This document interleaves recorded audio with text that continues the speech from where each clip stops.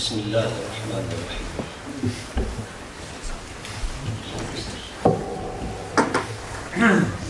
انتہائی معزز اور مکرم جملہ حاضرین سامعین، سامعات، ناظرین و ناظرات، بالخصوص امتیازی حامی تمام تشریف فرما علماء دین حکیم، سادات کرام، علماء اعظام، السلام علیکم ورحمۃ اللہ وبرکاتہ۔ الحمد لولیہ والصلاة والسلام علی نبیہ وعلی آلہ واصحابہ المتأدبین بآدابہ، اما بعد فاعوذ باللہ من الشیطان الرجیم، بسم اللہ الرحمن الرحیم۔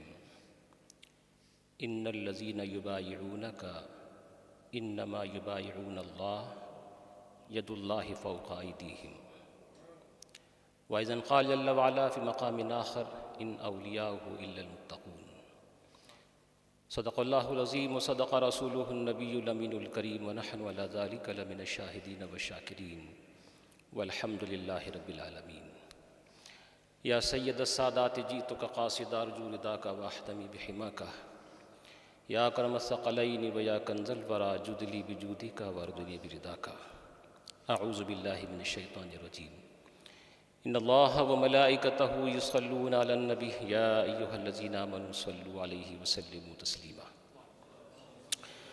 اللہم صل علی سیدنا وشفیعنا وحبیبنا وطبیب قلوبنا وشفاء صدورنا ومولانا محمد صلی اللہ تعالی علیہ وآلہ وصحبہ وبارک وسلم۔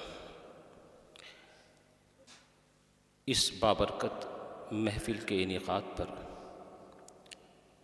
میں تمام تر منتظمین کو اور خاص طور سے جگر گوشے حضور شیخ عالم پیر طریقت حضرت علامہ پیر محمد نور العارفین صدیقی مدظل العالی کو اپنی طرف سے مبارکباد پیش کرتا ہوں۔ دو چیزیں ہیں، ایک تو سنانا ہے اور آپ کو جگا کے رکھنا بھی ہے، اور میں بھی اپنے وقت کا کچھ خیال رکھنے کی پوری کوشش کروں گا۔ نظم اور نثر دونوں کا الگ الگ اثر ہے، اور نظم میں بھی پھر دو طریقے، ترنم کے ساتھ اور تحت اللفظ، ان دونوں کی بھی تاثیر الگ ہے۔ کبھی کوئی بات جو ترنم سے سمجھ میں نہیں آ پاتی وہ تحت اللفظ میں آ جاتی، اور کبھی وہ مزہ جو تحت اللفظ میں نہیں آ پاتا ہے وہ ترنم میں آ جاتا ہے۔ میں تو قاری حفیظ الرحمن صاحب غزالی کی طرح خوش آواز نہیں ہوں کہ میں ترنم سے سناؤں۔ بڑا اچھا خطاب فرما رہے تھے اور میں اٹکل سے سمجھ رہا تھا، لیکن ہاں یہ ہے کہ سمجھ رہا تھا۔ ویسے دل والوں کی بات وہ کسی بھی زبان میں بولیں پہنچ جاتی ہے۔ تو صرف آپ کی اس ماحول کو تھوڑی سی تبدیلی کے لیے،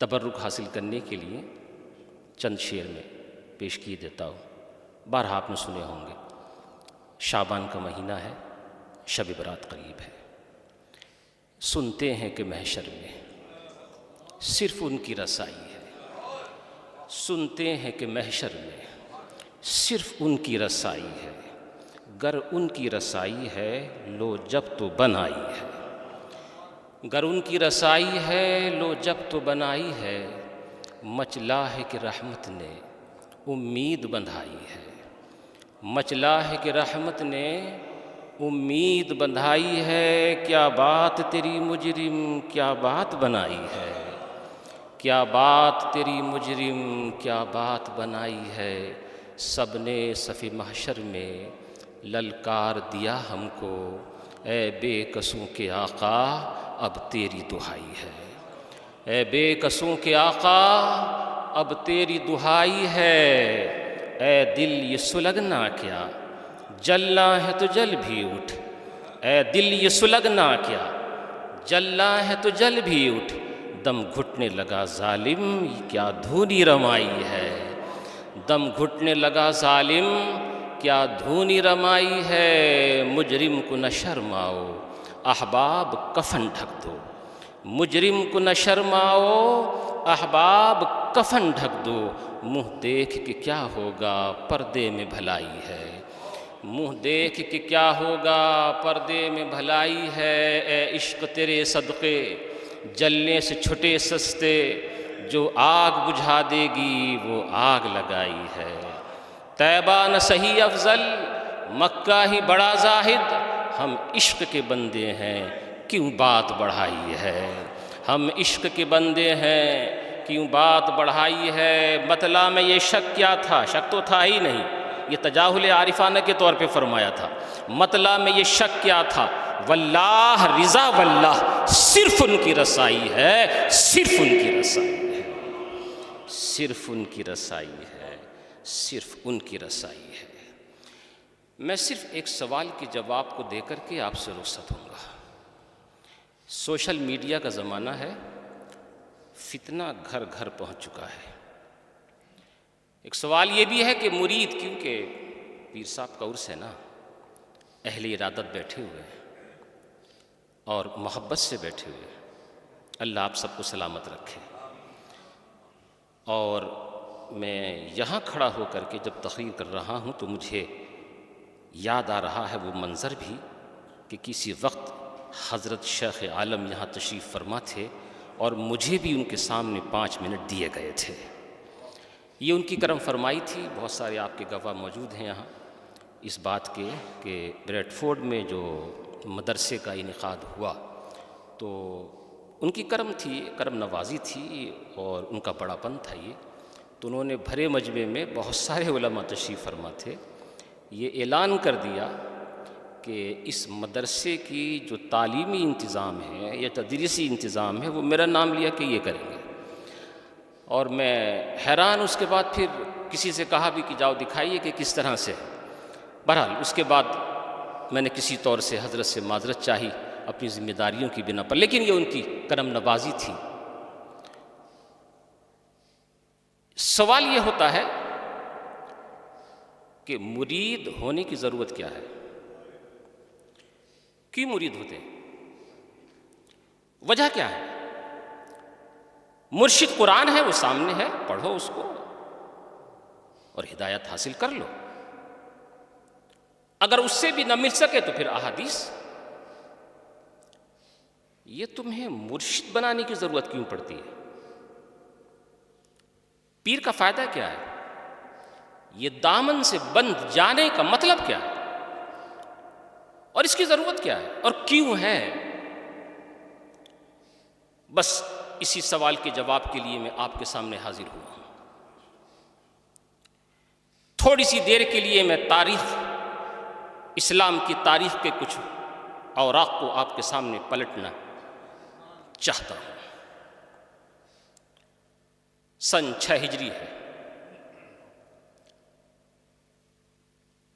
مہاجرین کو مدینہ منورہ میں آئے ہوئے تقریباً 6 سال گزر چکے ہیں، تقریباً۔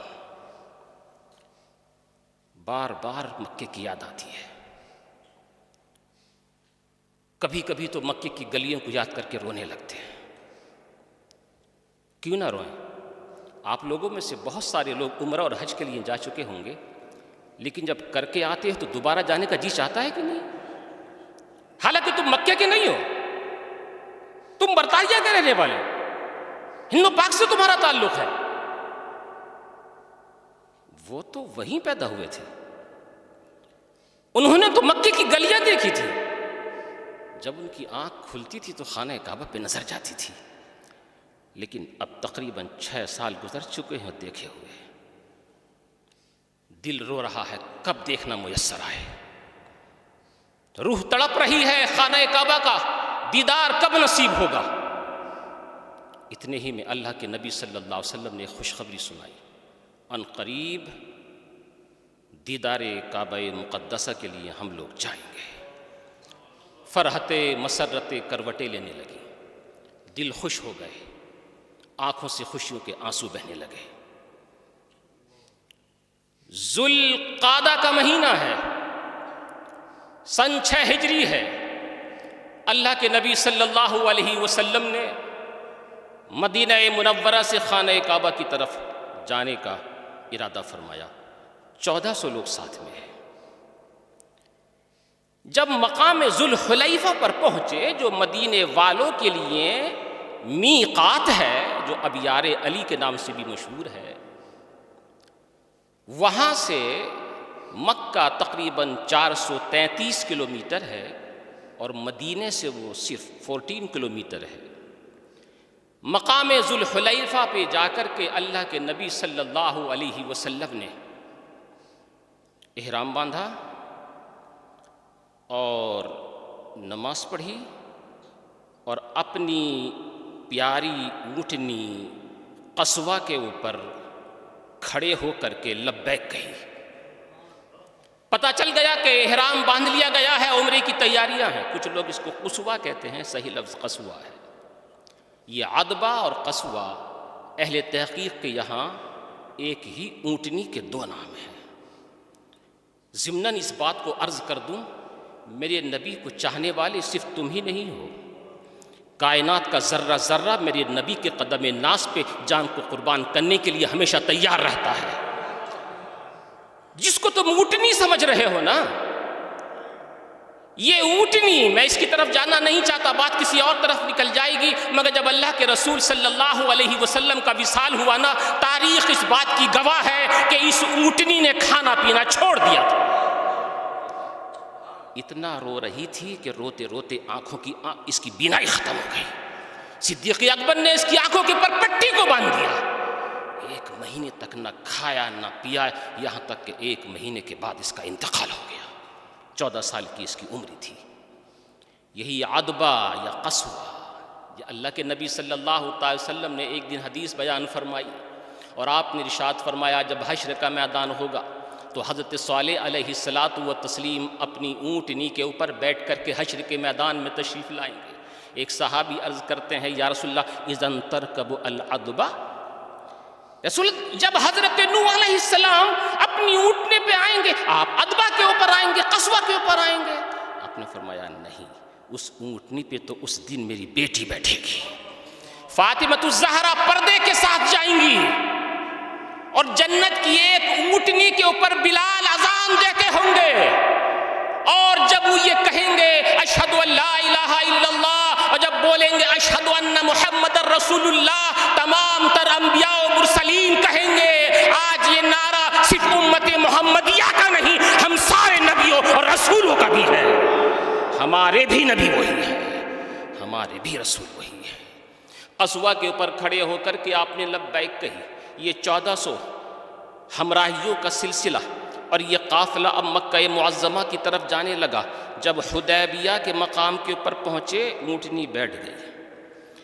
لوگوں نے کہا یہ بیٹھتی تو نہیں ہے، مگر بیٹھی کیوں؟ اللہ کے نبی صلی اللہ علیہ وسلم نے فرمایا یہ مامور من اللہ ہے، یہ بیٹھی ہے تو کسی وجہ سے بیٹھی ہے۔ حدیبیہ کے میدان کے اندر 1400 حضرات کرام فروکش ہو گئے، چاہتے یہ تھے کہ مکہ معظمہ میں جا کر کے خانہ کعبہ کا دیدار کریں۔ ہاتھ میں چھوٹی چھوٹی تلواریں تو تھیں، وہ بھی نیام کے اندر، ساتھ میں قربانیوں کے لیے جانور یعنی اونٹنیاں بھی لے کر کے آئے تھے، جس سے صاف یہ ظاہر ہو رہا تھا کہ ہمارا ارادہ لڑنے کا نہیں ہے، ہمارا ارادہ امن اور عافیت کے ساتھ عمرہ کرنے کا ہے۔ لیکن ان ظالموں نے اللہ کے نبی صلی اللہ علیہ وسلم کو عمرہ کرنے سے روک دیا۔ مشورہ ہوا عثمان غنی کو مکہ معظمہ اہل مکہ کے پاس بھیجا جائے۔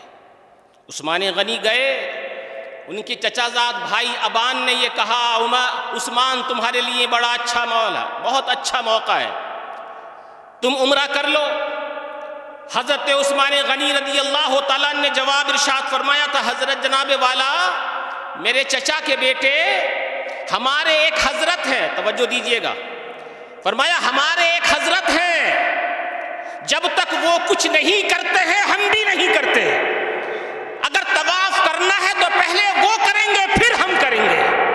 حضرت عثمان غنی نے بتا دیا طواف بعد میں ہے، محبت رسول پہلے ہے، نماز بعد میں ہے، محبت رسول پہلے ہے، اطاعت رسول پہلے ہے۔ آج کے زمانے کے اندر کمی ہو جاتی ہے، نمازوں کو آگے رکھتے ہیں اور اطاعت رسول کو پیچھے کرتے ہیں، محبت رسول کو پیچھے کرتے ہیں اور عظمت رسول کو پیچھے رکھتے ہیں۔ نماز آگے ہے، روزہ آگے ہے، حج آگے ہے، زکوٰۃ آگے ہے، محبت رسول پیچھے ہے، محبت رسول پیچھے ہے، اطاعت رسول پیچھے ہے۔ پیر علاء الدین صدیقی علیہ الرحمہ زندگی بھر آپ تمام حضرات کو یہ سبق سکھاتے گئے، نہیں، الٹا سبق سکھایا جا رہا ہے۔ حقیقت یہ ہے پہلے اطاعت رسول ہے پھر نماز ہے، پہلے نبی کی محبت ہے پھر نماز ہے، پہلے نبی کی اطاعت ہے پھر روزہ ہے پھر حج ہے اور پھر زکوٰۃ ہے۔ یہی سچی بات ہے۔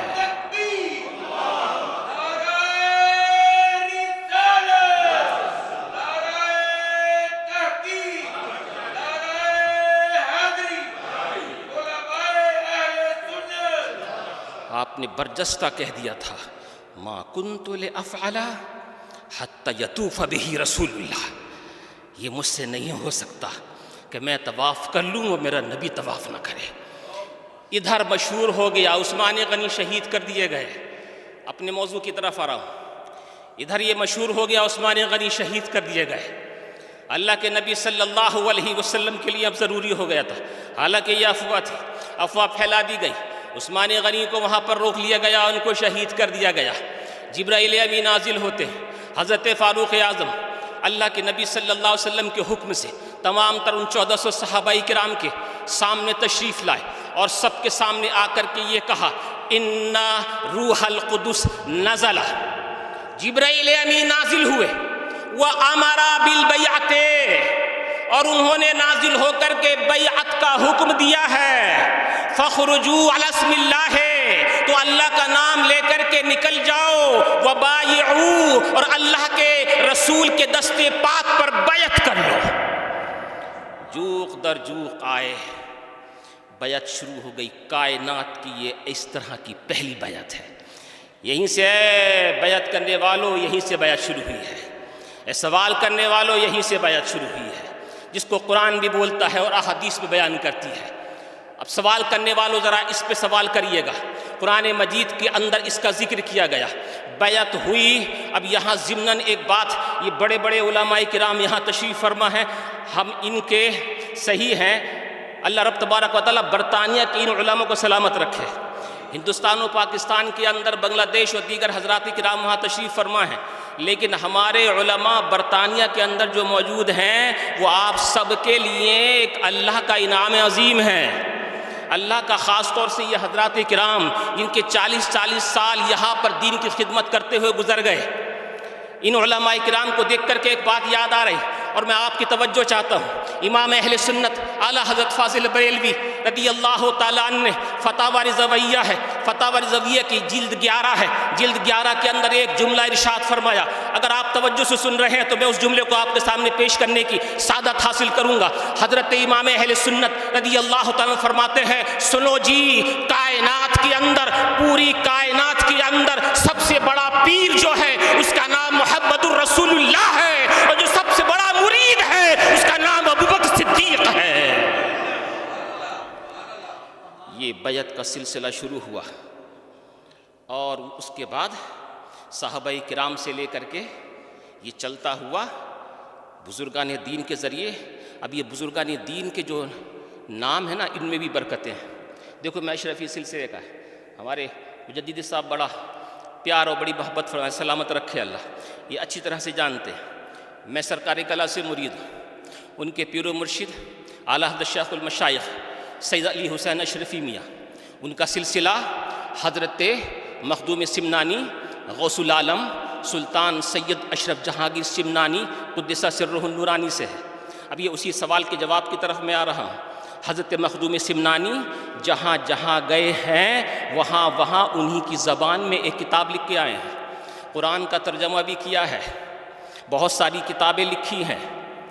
ان تمام تر چیزوں کے باوجود بھی سمنان سے چلے، پنڈوا شریف آئے، ہاتھ میں ہاتھ دیا شاہ علاء الحق پنڈوی کے۔ اب میں آپ سے پوچھنا چاہتا ہوں، کتابوں کی روشنی میں بیعت کا انکار کرنے والوں، اگر صرف کتابوں کے ذریعے سے اللہ کی معرفت حاصل ہو جایا کرتی تو مخدوم سمنانہ کو وہاں سے چل کر کے یہاں آنے کی ضرورت نہیں تھی، مگر نہیں آئے، 2 سال کے اندر آئے، مگر یہاں کر کے مرید ہوئے۔ اور شاہ علاء الحق پنڈوی علیہ رحمت الرضوان اتنے عظیم الشان بزرگ، مگر انہوں نے اپنا ہاتھ دیا شاہ اخی سراج علیہ رحمت الرضوان کے ہاتھ پر۔ اور وہ اتنے بڑے بزرگ آج جو مدرسوں کے اندر ہدایت النحو پڑھائی جا رہی ہے، اگرچہ اس پہ نام مصنف کا نہیں لکھا ہوا ہے، مگر ہدایت النحو کے مصنف یہی شیخ ابی سراج ہیں، یہی شیخ اخی سراج علیہ رحمہ ہے۔ شاہ اخی سراج علیہ رحمت و رضوان اتنے بڑے محقق ہیں، مگر انہوں نے بھی اپنا ہاتھ دیا حضرت محبوب الہی نظام الدین اولیاء دہلوی کے ہاتھ میں۔ اب ذرا ہر نام کے اوپر سبحان اللہ آپ سے ضرور سننا چاہوں گا، اس لیے کہ صرف میں نام لے رہا ہوں۔ اتنے بڑے بزرگ ہیں جن کو ملا محفل شکن کہا جاتا تھا، اتنے بڑے منطقی ہیں، فلسفی ہیں، لیکن حضرت محبوب الہی نظام الدین اولیاء دہلوی نے بھی اپنے علم ظاہر کے اوپر بھروسہ نہیں کیا، بلکہ معرفت الہی کے لیے اپنا ہاتھ دیا بابا فرید الدین گنج شکر کے ہاتھ میں۔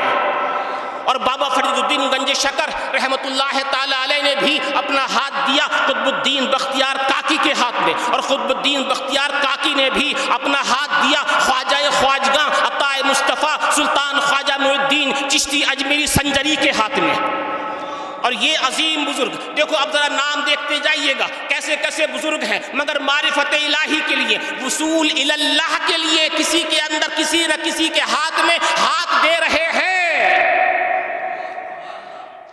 خواجہ خواجگاں عطا مصطفیٰ انیس الارواح کے پہلے ہی پیج کے اوپر اس بات کا ذکر فرماتے ہیں، جب میں مرید ہونے کے لیے حضرت عثمان ہارونی رضی اللہ تعالیٰ عنہ کی بارگاہ میں حاضر ہوا، مجھ سے کہا بیٹھ جاؤ، میں بیٹھ گیا، فرمایا تازہ وضو کرو، تازہ وضو کر کے آیا، کہا 2 رکعت نماز پڑھو، 2 رکعت نماز پڑھی، اس کے بعد فرمایا 21 دفعہ درود شریف پڑھو، 21 دفعہ درود شریف پڑھی، اور اس کے بعد کہا میرا ہاتھ پکڑا، اور پکڑنے کے بعد آسمان کی طرف نگاہ اٹھائی اور کہا ترا، ذرا توجہ دیجئے گا، یہ ہے بیعت ارادت والے حضرات، ایک لمحے میں کہیں سے کہیں پہنچا دیتے ہیں۔ فرمایا ترا بخدا رسانی دیم وہ مقبول حضرت او گردانی دیم، ہم نے تجھے اللہ تک پہنچا دیا اور اس کی بارگاہ کا مقبول بھی بنا دیا ہے، مگر ابھی نہیں۔ اس کے بعد فرمایا کہ تم 1000 دفعہ قل هو اللہ شریف پڑھو، میں نے 1000 دفعہ قل هو اللہ شریف پڑھا۔ اس کے بعد آپ نے ارشاد فرمایا قریب آ، میں قریب چلا گیا، میرے سر کے بال لے کر کے قینچی سے کاٹے اور کلاه 4 ترکی میرے سر کے اوپر رکھ دیا۔ اس کے بعد ارشاد فرمایا پھر 21 دفعہ درود شریف پڑھ، اور پھر فرمایا کہ سنو ہمارے یہاں پر ایک طریقہ کار چلا آ رہا ہے، جب کوئی مرید ہوتا ہے تو 24 گھنٹے تک مجاہدے کے اندر رہتا ہے، تم ابھی جاؤ پورے دن اور رات مجاہدے میں لگاؤ، کل پھر یہاں پر آنا۔ کہتے ہیں میں مجاہدے میں رہا، کل دوسرے دن پھر میں حاضر ہوا، آپ نے ارشاد فرمایا بیٹھ جا، معین الدین بیٹھ گیا۔ آپ نے ارشاد فرمایا سنو، اب ذرا توجہ دیجئے گا، یہ معین الدین چشتی اجمیری ہے۔ فرمایا سنو معین، اوپر نگاہ اٹھاؤ، دیکھو کہاں تک نظر جاتی ہے۔ فرمایا حضور میری نظر عرش معلی تک جا رہی ہے، عرش معلی تک جا رہی ہے۔ فرمایا نیچے کی طرف نظر ڈالو، نیچے کی طرف نظر ڈالی، کہا کہاں تک نظر جاتی ہے؟ فرمایا تحت الثری تک نظر جا رہی ہے۔ آپ نے ارشاد فرمایا معین الدین 1000 دفعہ قل هو اللہ شریف اور پڑھو، 1000 دفعہ قل هو اللہ شریف اور پڑھا۔ پھر فرمایا آنکھوں کو بند کر لے، پھر فرمایا آنکھوں کو کھول دے، آنکھوں کو جب کھولا کہا اب بتاؤ کہ کہاں اوپر دیکھ کر کے کہاں تک نظر جاتی ہے؟ فرمایا حضرت والا اب میری نظر عرش معلی تک، عرش معلی تک جا کر ٹھہری نہیں ہے، حجاب عظمت تک پہنچ گئی ہے۔ فرمایا معین الدین اپنی آنکھوں کو بند کر لے۔ معین الدین نے اپنی آنکھوں کو بند کر لیا۔ فرمایا اب کھولو، فرمایا ان 2 انگلیوں کے درمیان دیکھو کیا نظر آتا ہے؟ حضرت خواجہ معین الدین الدین چشتی اجمیری سنجری رضی اللہ تعالیٰ عنہ نے آپ نے ارشاد فرمایا کہ ان دو انگلیوں کے درمیان دیکھو کیا نظر آتا ہے. انہوں نے عرض کیا حضور آپ کی ان دو انگلیوں کے درمیان مجھے 18,000 عالم نظر آ رہے ہیں. 18,000 عالم نظر آ رہے ہیں. اب میں یہاں محمد ایوب الاشرفی ایک بات عرض کرنا چاہتا ہوں, سنو جی, دو انگلیوں کے درمیان بھی 18,000 عالم نظر آ سکتے ہیں, مگر شرط یہ ہے انگلیاں عثمان ہارونی کی ہو اور نظر خواجہ معین الدین چشتی کی ہو. آ سکتے ہیں, آ سکتے ہیں, مگر جناب والا یہ سلسلہ اور آگے بڑھتا ہے. خواجہ عثمان ہارونی رضی اللہ تعالیٰ عنہ یہ مرید ہوئے حضرت شیخ شریف زندنی سے. شیخ شریف زندنی یہ مرید ہوئے حضرت سید مودود حق چشتی سے. مودود حق چشتی یہ مرید ہوئے سید ابو یوسف چشتی سے. سید ابو یوسف چشتی یہ مرید ہوئے سید ابو محمد چشتی سے. سید ابو محمد چشتی یہ مرید ہوئے اپنے والد گرامی سید احمد چشتی سے. اور سید احمد چشتی مرید ہوئے حضرت شیخ خواجہ ابو اسحاق شامی سے. اور شیخ ابو اسحاق شامی مرید ہوئے حضرت خواجہ ممشاز علو الدین اوری سے. اور خواجہ ممشاز علو الدین اوری یہ مرید ہوئے حضرت خواجہ حبیرہ بصری سے. اور حضرت حبیرہ بصری یہ مرید ہوئے حضرت خواجہ حذیفہ مرعشی سے. اور حضرت حذیفہ مرعشی یہ مرید ہوئے حضرت سلطان ابراہیم ابن ادھم سے. اور سلطان ابن ادھم یہ مرید ہوئے حضرت خواجہ فضیل ابن عیاض سے. اور فضیل ابن عیاض یہ مرید ہوئے حضرت خواجہ عبد الواحد ابن زید سے. اور عبد الواحد ابن زید یہ مرید ہوئے امام خواجہ حسن بصری سے. اور امام حسن بصری یہ مرید و خلیفہ ہے مولا کائنات مولا مشکل کشا کرم اللہ تعالی وجہہ الکریم کے. اب مجھے بتاؤ جناب والا, جو سلسلہ اس زمانے سے لے کر کے آج تک چلا رہا ہو اس پہ سوال کیوں کرتے ہو کہ مرید ہونا یا نہیں؟ نہیں ہونا تو ہے مگر شرائط ہیں. اب میں اختصار کے ساتھ کر دوں, بات بہت لمبی ہو گئی ہے. جناب والا اگر میں ایک لفظ میں کہوں تو یوں کہہ سکتا ہوں, اگر تمہیں پیر علاء الدین صدیق جیسا ملے تو ہو جانا. اگر تمہیں مرید, اگر تمہیں پیر علاء الدین صدیقی جیسا ملے تو ہو جانا. اور اگر کوئی فاسق و فاجر ملے تو اس سے دور رہنا. جو تمہارے عقائد پہ ڈاکہ ڈالے اس سے دور رہنا. جو فاسق و فاجر ہو اس سے الگ رہنا. کتنی بڑی گدی نشین والا ہو مگر جاہل اور اجہل ہو اس سے دور رہنا. اس لیے کہ پیر ہونے کے لیے ہمارے بزرگوں نے یہ 4 شرطیں بیان کی ہیں. پہلی شرط یہ ہے کہ سلسلہ متصل ہو نبی کی ذات تک. اور دوسری شرط یہ ہے کہ وہ سنی صحیح العقیدہ ہو. اور تیسری شرط یہ ہے کہ عالم ہو اتنا کہ اپنا ضرورت کا علم کتابوں سے مل سکے. اور چوتھی شرط یہ ہے کہ فاسق مولن نہ ہو. اگر یہ چاروں شرطوں کو کسی ایک جگہ جمع دیکھنا چاہتے ہو تو پیر علاء الدین صدیقی کا چہرہ دیکھنا. نظر آ جائے. آخری بات عرض کر کے آپ سے رخصت ہوا چاہتا ہوں. یہ سارے بزرگان دین صرف یہی بتاتے رہتے ہیں, تقوی اختیار کرنا, تقوی اختیار کرنا. اور تقوی زبان سے نہیں ہوتا ہے, تقوی دل سے ہوتا ہے. دل میں اگر تقوی ہے آپ جہاں کہیں بھی رکھو گے رہو گے, زندگی گزارو گے, آپ اللہ سے ڈرتے رہو گے. جو شب برات آ رہی ہے نا اس کی قدر کرنا. ٹیوزڈے کو ہے, ٹیوزڈے کو جاگنے کی کوشش کرنا, نماز پڑھنے کی کوشش کرنا. اور اگر اپنی ماں باپ کا دل دکھایا ہے نا توبہ کر لینا, توبہ کر لینا. مجھے آپ کو کسی کو نہیں معلوم آئندہ سال یہ ماہ شعبان دیکھنا نصیب ہوگا یا نہیں. اگر شراب نوشی کی عادت ہے نا توبہ کر لینا. اگر نماز چھوڑنے کی عادت ہے نا توبہ کر لینا.